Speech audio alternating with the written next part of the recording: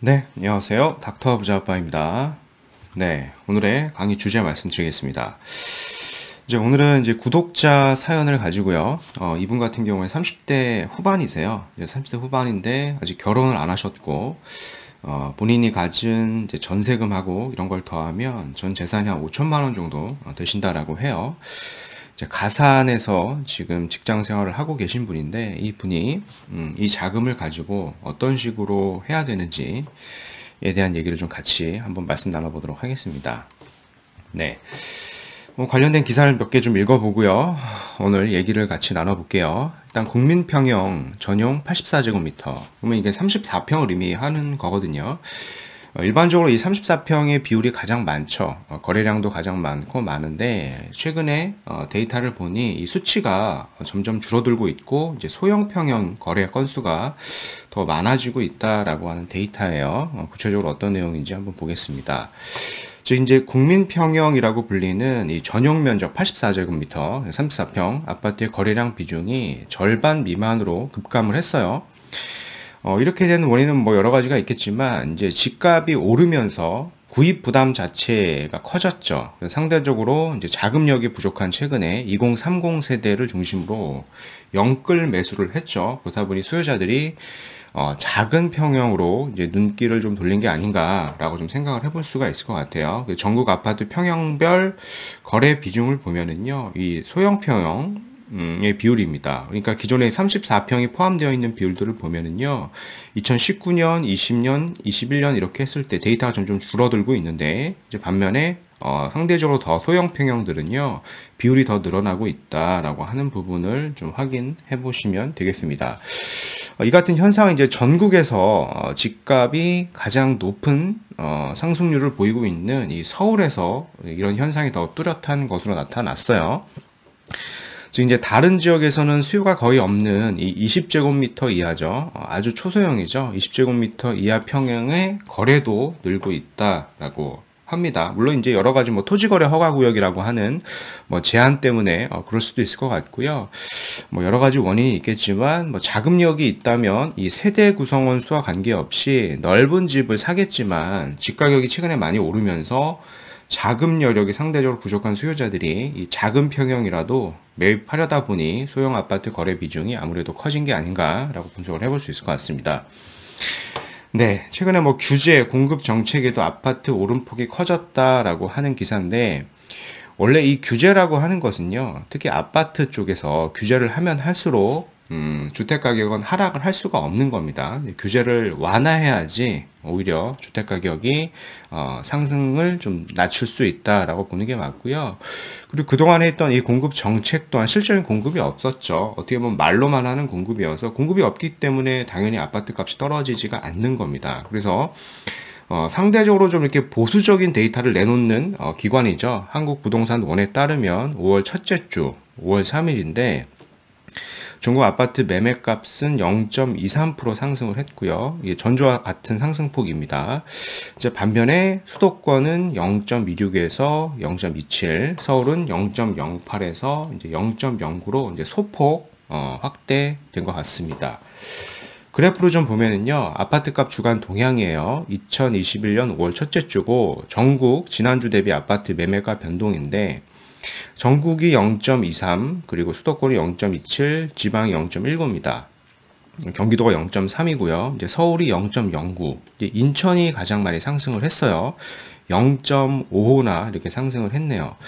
그리고 한동안 좀 조용했던 제주도도 0.43 이상 이렇게 가파르게 오른 걸로 좀 확인을 해볼 수가 있겠습니다. 이제 붉은색이죠, 이렇게 붉은색 지역이 이제 가장 많이 오른 거고. 이제 서울을 보면은요, 서울은 역시 이제 노원이죠. 노원이 지금 가장 핫합니다. 그리고 이제 마포, 양천, 뭐 영등포, 그리고 강남 서초, 이 송파.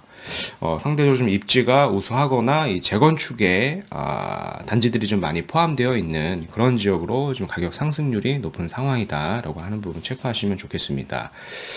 네, 이제 오늘 구독자 사연 좀 읽어드릴게요. 이분은 이제 가산에서 직장 생활을 하고 있는 30대 후반 남성입니다. 이제 가산 디지털을 얘기하는 거예요. 30대 후반 남성이고, 이제 그동안 직장 생활로 열심히 저축을 해서 2017년경에 전세 대출을 받아가지고요. 이제 회사 근처에서 이 투룸의 오피스텔을 얻어서 계속 거주를 하고 계셨던 것 같아요.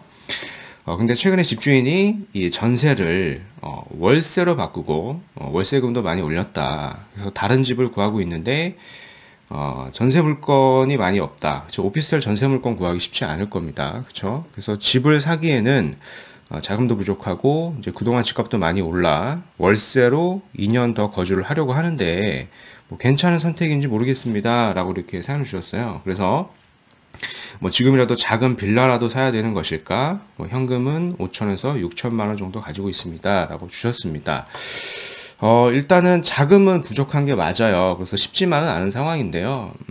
또 전세나 월세로 2년을 더 가시면 2년 뒤에는 더 어려운 상황이 펼쳐질 수 있다라고 생각이 돼서요. 될 수 있으면 지금 작은 아파트라도 현재 자금을 잘 활용을 해서 매수하시는 걸로 좀 의견을 드릴 겁니다.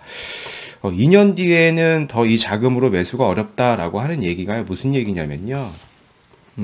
지금 이제 5천에서 6천만 원으로요. 수도권 아파트 투자 가능 연도별 비율을 제가 좀 따져봤습니다. 뭐 정확한 수치는 아니고 뭐 제 생각이니까 참고하시면 될 것 같아요. 제가 봤을 때 한 2017년도 경에 이 자금으로요 할 수 있는 투자 처가요 한 100가지가 넘었어요. 한 100가지가 수도권에서 넘었다라고 하면은요 2021년 현재는요 제가 봤을 때 10건 내외 되지 않을까 합니다. 10건도 채 안 될 것 같고요. 실질적으로는요. 근데 요게 2년 뒤가 되면은요. 이거보다 더 줄 겁니다. 한 건 이하로 줄을 거예요. 뭐 비율을 나타내는 거니까 이렇게 참고하시면 되겠고요.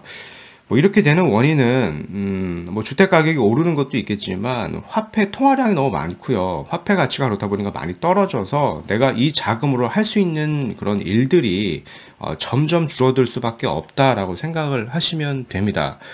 그렇다는 얘기는 뭐예요? 현재 지금 할 수 있는 거를 최대한 빠르게 하는 게 인플레이션 해지를 할 수 있는 좋은 방법이 될 수 있다라고 좀 생각이 되는 겁니다. 그럼 과거로 제가 한번 돌아가 볼게요. 2017년경에 이 자금으로 어떤 베스트 선택을 할 수 있었는지 한번 과거로 한번 돌아가 보겠습니다. 이게 인덕원이죠. 뭐 서울도 아니에요. 인덕원에 이렇게 쭉 내려가 보면 그 당시에 2017년경에 아파트가 이제 건설 중인 현장이 있었습니다. 그러니까 분양을 하고 이제 건설 중인 현장이었습니다. 인덕원 프루지오라고 하는 아파트였는데요. 이 아파트의 시세가 그 당시에 2017년경에 분양가입니다. 분양가가 한 5억대 한 중반 정도 했죠. 그리고 이제 프리미엄이죠. 분양권에 보통 프리미엄이 이렇게 붙는데 요게 2017년 6월 10일 기준에 저층의 프리미엄이 한 2천에서 3천, 그리고 중층이 4천에서 5천 형성되어 있었습니다. 그래서 6월 이전에는요, 이거보다 더 낮았어요, 프리미엄이. 제가 알기로는 초피가 뭐 500에서 뭐 1000만 원 이런 것도 있었습니다. 초피가 더 낮았고요. 그래서 뭐 이런 얘기도 있네요. 인근 백운밸리에 비하면 분양가도 높았고 거래 가능이 좀 늦어서인지 아직은 매물이 좀 더 많이 있다라고 하는 그런 블로그 포스팅을 제가 캡처를 한 거고요. 그 초기 부담금이 여기에 얼마가 필요했었냐. 분양 계약급 10%하고요. 이 10%하고 프리미엄만 있으면 이 아파트를 살 수가 있었던 거예요. 그러니까 뭐 한 5천만 원 중반대에 요 자금이면 살 수가 있었죠. 특히 초피에 잡으셨던 분들은 6천만 원이 안 되는 돈으로도요. 이 아파트를 계약을 할 수가 있었던 겁니다. 근데 이 아파트가 최근에 시세를 좀 살펴보면은요, 34평 기준으로요, 매매가가 16억에서 17억까지도 이렇게 합니다. 그리고 전세가는 한 7억에서 8억 정도 하고요.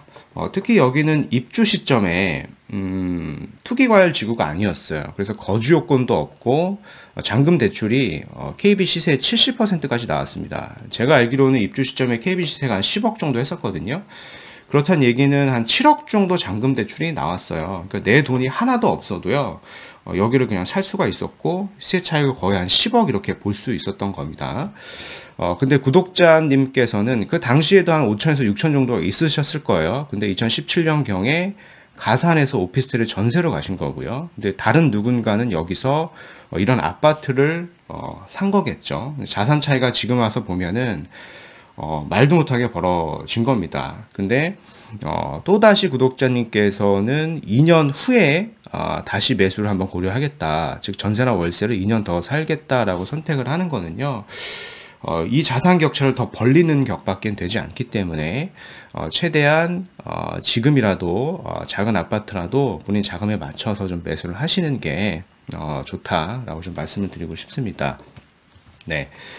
일단 지역을 좀 같이 볼게요. 일단 가산에서 직장 생활을 하고 계시고 현재 가산에서 거주를 하고 계시는 것 같아요. 근데 뭐 해당 일대 지역들이 좋겠죠. 거주를 하는데 이런 지역들이 중심지고 좋은데 현재 자금으로는 좀 가기가 어려우니까 이런 지역은 가기가 좀 어려울 것 같고요. 저는 요 7호선이죠. 요 7호선을 이용할 수 있는 지역인 요 이제 부천 일대하고요. 요 부천 일대하고 그리고 1호선을 이렇게 좀 쭉 타고 내려와서 이제 4호선을 한번 갈아타면 갈 수 있는 이 군포 일대를 좀 저는 추천을 드릴 겁니다. 소형 아파트예요. 그래서 해당 일대를 가보시면 이 부평 일대를 이렇게 가보시면은요, 이 7호선짜리를 끼고요, 소형 아파트들이 몇 개가 있어요. 뭐 이런 아파트도 있고요. 꼭 이 아파트를 매수하라는 건 아니고요. 뭐 1000세대가 넘고요. 이제 현재 자금으로 여기가 이제 전세가 지금 한 1억 후반 정도까지 할 겁니다. 뭐 갭이 5천이 되지 않을 것 같고요. 더 좋은 거는 갭으로 사는 것보다는 실질적으로 이제 담보대출까지 활용을 해서 충분히 매수를 하시는 게 좋을 것 같아요. 그래서 이런 지역을 한번 다른 아파트를 보셔도 되니까 이런 지역을 한번 참고하시면 좋겠고, 두 번째 지역은요, 이제 3본입니다. 3본의 역세권은 거의 한 3억 가까이 다 넘기 때문에 조금 떨어져서 가보시면 이 설악주공 8단지라고 하는 데가 있거든요. 물론 이제 용적률상 봤을 때 재건축은 안 돼요. 이제 리모델링 정도 가능한 수준인데 여기도 지금 한 1억 후반에서 한 2억 정도 소형평형 아파트가 하기 때문에 현재 자금으로 충분히 매수가 가능하고요. 이제 거주를 하시면서 가산 디지털까지 출퇴근하는 데에도요, 시력에 무리가 없다라고 저는 판단이 됩니다. 실적으로 이 지역에서 출퇴근하시는 분도 많이 계시고요. 이런 식으로 이제 전세나 월세로 사시는 것보다는요, 이런 식의 의사결정을 하시면요, 좋을 것 같아요. 물론, 말씀드린 이런 아파트들이, 뭐 2억짜리가 막 4억이 되고, 뭐 6억이 되고 단기간에 이렇지는 않습니다. 이렇지는 않고요. 뭐 2억짜리가 뭐 2억 몇 천만 원, 이런 식으로는 상승을 할 수가 있어요. 그러니까 소폭 상승을 할 수 있다. 그렇기 때문에 거주를 하시면서, 다음 스텝을 준비하시기에는, 좋은 생각이 될 수 있다라고 저는 생각을, 합니다. 네. 그래서 오늘 말씀드린 내용을 좀 요약을 해드리면 30대 전 재산 5천만 원으로 이 지역이라고 좀 말씀을 드려봤고요. 전국 아파트 평형별 거래 비중을 보면 전용 면적 34평이죠. 그러니까 34평이 절반 미만으로 좀 감소를 했어요.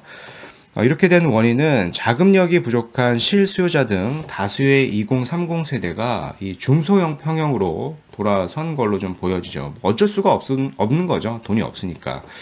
그래서 이와 같은 현상은 전국에서 집값이 가장 높은 역시 이제 서울이 가장 더 뚜렷했고요. 5월 첫째 주 수도권은 0.26에서 0.27, 그리고 서울은 0.08에서 0.09로 소폭 상승을 했고요.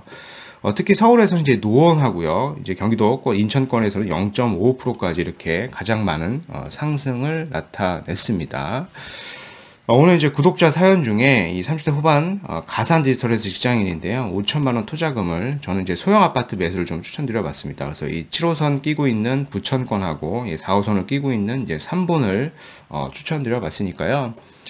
다시 전세나 월세로 가지 마시고 소형 아파트라도 좀 매수를 하셔서 인플레이션을 잘 해지하시고 다음 스텝을 잘 하시는 걸로 좀 의견을 드리고 싶습니다. 네, 그래서 오늘 말씀드린 내용은 여기까지고요. 제 영상이 도움이 되셨으면 구독하기, 좋아요, 알림 설정까지 한번 부탁드리겠습니다. 이상 닥터 부자 아빠였습니다. 감사합니다.